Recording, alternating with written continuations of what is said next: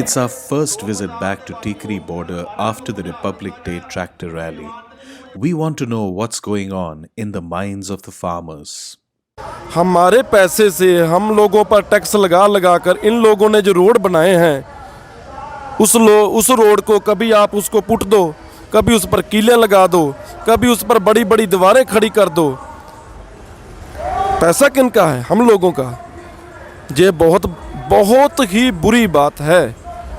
हम लोगों को ये बहुत बुरा लग रहा है जो कीले लगा रहे हैं। खालिस्तानी कहना, आतंकवादी कहना, ये लोग हमको यूज़ करके ना उस वक्त कहते हैं जब हम लोग हमारे भाई जब बॉर्डर पर खड़े होते हैं तब तो हम खालिस्तानी नज़र नहीं आते।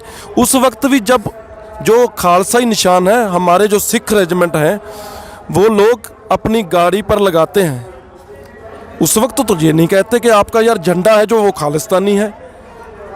हम तिरंगे को प्रेम करने वाले लोग हैं क्योंकि हमको तिरंगा इतनी बहुत सारी कुर्बानियों देने के बाद में प्राप्त हुआ है। कुर्बानी हम लोगों की हुई है, सबसे ज़्यादा सिखों की। सिखों ने 90% कुर्बानी दी है इस आज़ादी के घोल में। इनके लिए तो सिर्फ एक कपड़ा होगा कि भाई हाँ ये तिरंगा है, एक कपड़ा है, लेकिन उस तिरंगे में हमारी जान है। एक बात मैं और कहना चाहता हूँ, जब मोदी जी गुरुद्वारा में जाते हैं वो अपने सिर पर जो पटका बांधते हैं उसके सामने वो हमारा खालसाई निशान है, उसको भी हम प्यार करते हैं क्योंकि वो हमारे गुरुओं ने इतने लोगों की खातिर लड़कर, इतने लोगों के साथ में लड़कर वो हमको दिया है। वो भी हमारे लिए बहुत प्यारा है और तिरंगा भी हमको जान से प्यारा है। बहुत बुरी तबीयत है डेमोक्रेसी की।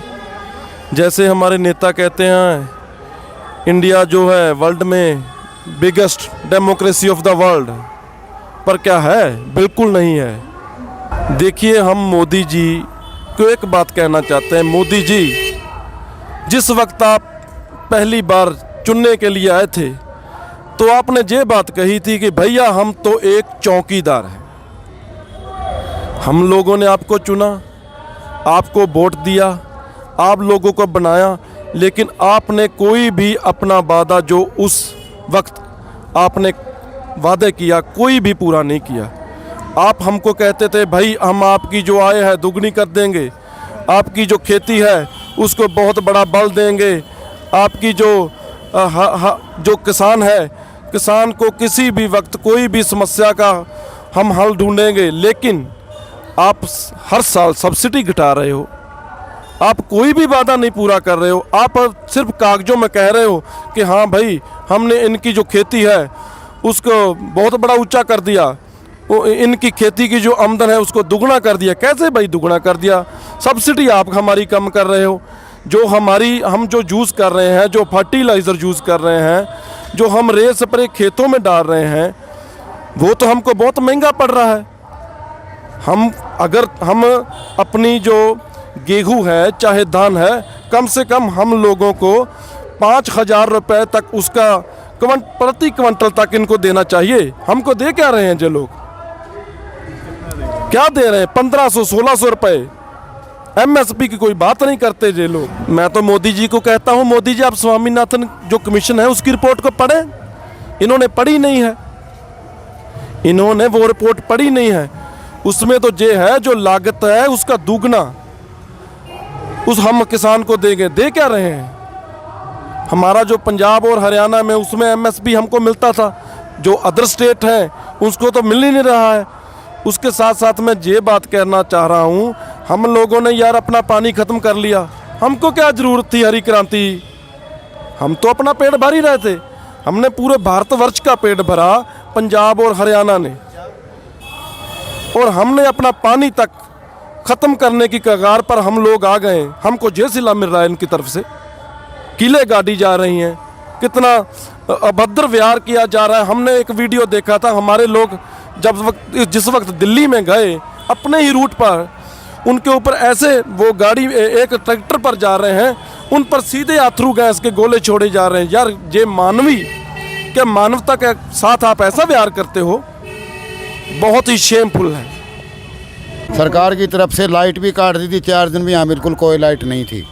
ईब 3 दिन से 2 दिन से अब लाइट आ रही है, बाकी 4 दिन कोई लाइट नहीं थी, न पानी था, न सफाई थी, न शौचालय थे और न नेटवर्क था। सारा ही सिस्टम बंद था बिल्कुल। हमारे हिसाब से तो जब तक मोदी सरकार नहीं मानेगी, चाहे हमें 6 महीने और लग जाओ, हम यहीं रहेंगे, यहीं हमारे डेरे होंगे, राशन पानी हमारे पास कोई कमी नहीं, यहीं बैठे रहेंगे।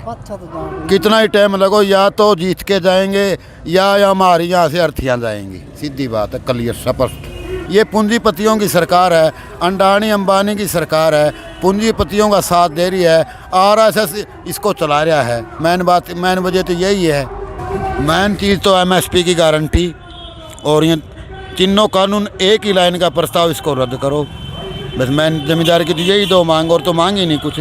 आज मान जाओ, लिखित में दे दो, अपना संसद में स्पेशल अधिवेशन बुला के जो कानून वापस ले लो, हम तो आज रात को ही चले जाएंगे, हमने कोई दिक्कत नहीं। आगे के लिए हमें प्रधानमंत्री चुनेंगे, उससे कम से कम 4 लड़की होनी चाहिए, 1-2 लड़का होना चाहिए, उसको पता लगे फैमिली क्या होती है, परिवार क्या होता है। हाँ, परिवार, इनको कोई पता तो है नहीं। और जमींदार जो मांग रहे, आपका हक मांग रहे, हक हमारे को दे दो, हमारे कोई दिक्कत नहीं है, हम कोई भीख नहीं मांग रही लेना। ये मोदी को नहीं कह रहे भाई तेने धन वो अमानी को दे रखे, वो हमारे को दे दे, उसकी हमारे को पाप का धन है, उसकी हमारे को जरूरत नहीं है। हम तो हक का ही खाना है। खेती करते हैं, आज 55 साल की मेरी उम्र होगी, आज तक कोई ये कौन भी इसके पास करोड़ रुपए बच रहे हैं, 2 करोड़ बच रहे हैं, 50 लाख बच रहे हैं, वो नहीं है। बस हमारा रोटी पानी का काम चलता है, उसको ये छीनने चाहता है। ये हमारी जगह ये जमींदार हो तो ये आज यहाँ नहीं आता।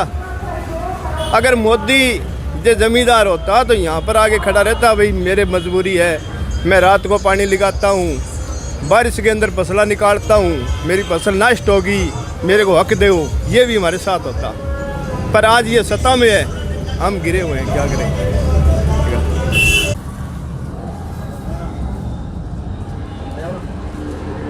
सर, हम ये स्केच तैयार करते हैं हमारे लोगों के लिए, उन्हें बूस्ट अप करने के लिए, मोटिवेट करने के लिए। आप देख रहे हैं ये शहरो शायरी करते हैं, ये मिक्का बराड़ हैं, ये बनाते हैं सबसे ज़्यादा स्केच यहाँ पे। तो जो सुबह मार्च करते हैं ना, वो अपने कपड़े उतार के, तो वो इन्हें पकड़ के लेके जाते हैं अपने हाथों में। वो बोलते हैं कि ये हमें बूस्ट करता है, हमें मोटिवेट करता है, हमें एनर्जी मिलती है इनसे। ये डिमांड आती है हमारे नौजवान की तरफ से, हमारे बुज़ुर्गों की तरफ से कि ये बनाओ, अपने आदमियों को दो, तो वो इससे इंस्पायर होते हैं, बूस्ट होते हैं। ट्रैक्टर्स पे लगाते हैं, टेंट्स पे लगाते हैं, और अगर कोई आके अपने स्लोगन कोई बताता है कि हमें ये चाहिए, तो वो हम लिख के भी देते हैं। जैसे ये अब आप देख रहे हैं, इस पे लिखा है, किसान हाँ, निडर हाँ, जिद्दी भी बड़े हाँ, हक लैन ली दिल्लीए तेरे बूहे ते खड़े हैं। और ये स्टिकर्स हैं आई लव खेती, इनकी डिमांड सबसे ज़्यादा, इनकी डिमांड आती है आई लव खेती। तो ये कम से कम हम 1 हफ्ते के बाद 2000 स्टिकर बनवाते हैं और हमारे लोगों को बांटते हैं, क्योंकि हम वापस जाने वाले तो अब है नहीं है। क्योंकि हम अगर जाएंगे, अगर ये बिल पास हो गई, तो हमारे तो खाने के लिए कुछ नहीं रहेगा, हमारे बच्चे क्या करेंगे। अगर इनकी बात करने की नीयत होती तो हमें दिल्ली आना ही नहीं पड़ता था, क्योंकि 3 महीने उससे पहले हम, ये तो ठंड तो बाद में आई है, हम तो गर्मी के जो टाइम था तब से लेके अब तक हम तो वहाँ सड़कों पे बैठे हैं, रेल रोकी, रोड रोके, लेकिन हमारी किसी ने हमारी तरफ देखा नहीं। मेन स्ट्रीम मीडिया आपको पता है क्या दिखा रहा है। और ये बताइए, ये कील ठोक रहे हैं बॉर्डर्स पर, बैरिकेटिंग कर रहे हैं। इंटरनेशनल बॉर्डर पर ऐसी बैरिकेटिंग होती है जैसी टिकरी, सिंगू और गाजीपुर में हुई है। तो ये क्या है। अब किसान, एक बात मुझे बताइए, जब से देश आज़ाद हुआ है तब से लेके अब तक जो एक सरकारी कर्मचारी है, उसकी जो आमदनी है वो 121% बढ़ी है, और किसान की कितनी बढ़ी है? केवल 19%। तो आप बताइए कि किसान को क्या मिला है? तो यही है ना कि हम तो कोई, हम किसान हैं, हम बोल रहे हैं कि हमें ये नहीं चाहिए, जो चीज़ हमें चाहिए ही नहीं वो हम पे क्यों थोपी जा रही है। मैं आपको एक उदाहरण देता हूँ। बिहार में 2006 में APMC मंडी ख़त्म कर दिया गया। 14 साल हुए हैं। बिहार का जो एक अच्छा ज़मींदार दबका था वो हमारे पंजाब में आके दिहाड़ी मजदूरी कर रहा है। तो इन्हें तो ये चाहिए था कि जो पंजाब हरियाणा में है वो दूसरे राज्यों में भी दिया जाए। ये तो उनकी जो पहले वाली थी APMC, जो मतलब उन्हें देनी चाहिए थी, ये तो हम पे वो थोपना चाहते हैं। क्योंकि बिहार में 45,000 रुपया, केवल 45,000 रुपया आमदन है एक किसान की। हमारे पंजाब में APMC है, इसके लिए 2,19,000 रुपये है और हरियाणा में 1,90,000 रुपये है, क्योंकि वहाँ पे APMC है। तो हमें जब चाहिए ही नहीं है ये काले कानून, तो हम पे क्यों थोपे जा रहे हैं? ये हमारे लिए डेड है। हमारे हौसले पे कोई असर नहीं पड़ा है, हमारा गुस्सा उससे भी ज़्यादा बढ़ गया है। उसका कारण ये था, आप मुझे बताइए, जो रिंग रोड, जो रूट हमें दिए गए थे, पुलिस ने उस पर बैरिकेटिंग क्यों की? और खुद पुलिस ने आगे लग के, दिल्ली पुलिस हमें दिल्ली लाल किले तक लेके गई है खुद। हम नहीं जाए, हम नहीं गए, या हमारे टेंट से कोई नहीं गया। लाल किले में जो हुआ, मैं भी मानता हूँ कि मेरे नेशनल फ्लैग के साथ कोई और फ्लैग नहीं लगना चाहिए, ठीक है, लेकिन वो गलत आंसर कौन थे? वो सरकार के ही तो नुमाइंदे थे। किसान ऐसा नहीं करते हैं। हम यहाँ खालिस्तान लेने थोड़ी आए थे, हम तो अपने बिल के लिए आए, खेती के लिए आए। जो हमारी मांग है वो है। हमें तो ये धक्के से ही बोल रहे हैं ये खालिस्तानी है, ये पाकिस्तानी है, इन्हें चीन से फंड आ रहा है। अरे हम किसान हैं भाई, आपको लगता है हम आतंकवादी हैं? पूरे देश का हम पेट पालते हैं। अच्छा, जब GST इतना हमारा गिरा, कोरोना के टाइम सब कुछ, तो किस एक ही क्षेत्र था जिसने हमें बचाया, वो किसानी ही थी। सबसे पहले तो मैं दिल्ली वालों से माफ़ी मांगना चाहूँगा। हमारा दिल नहीं करता है हम यहाँ रोड रोक के बैठे। हमारी वजह से उन्हें अगर कोई परेशानी आ रही है तो मैं दोनों हाथ जोड़ के उनसे ये क्षमा मांगता हूँ, लेकिन हमारी मजबूरी है। अगर हम आज नहीं लड़ेंगे तो हमारी आने वाली नस्लें ख़राब हो जाएंगी, और अगर आज इस तानाशाही सरकार के ख़िलाफ़ हम नहीं कुछ बोलेंगे तो कल गलत होगा, लेकिन उस गलत को गलत बोलने की हिम्मत किसी में नहीं होगी। ये मेरी गारंटी है। सरकार को ये बता दीजिए कि ये किसान है, आतंकवादी नहीं है। और स्थानीय लोग जो ये बोल के पथराव करने आते हैं, ये करने आते हैं, हम तो यही बोलेंगे कि आप अगर उन्हें बता सकते हैं कि स्थानीय लोग यहाँ पे जो हैं वो अभी परेशान नहीं हुए हैं किसानों से, क्योंकि ये तो उस दिन भी देख लिया था, पुलिस ने हमारे डंडे मारे 26 जनवरी को, लेकिन जो स्थानीय लोग थे उन्होंने रेड कारपेट बिछाए, हमारे पे फूलों की बरखा की, तो उसे देख के हम इतने भावुक हो गए बता नहीं सकते। क्योंकि ये भी तो हमारे ही भाई हैं, एक ही देश के हैं, हम अपने लिए लड़ रहे हैं। किसानी बचेगी तो किसानी के साथ बहुत कुछ बचेगा। अगर किसानी कॉरपोरेट घरानों के हाथों में चली गई तो फिर केवल किसान नहीं मरेगा, हर दबका मरेगा।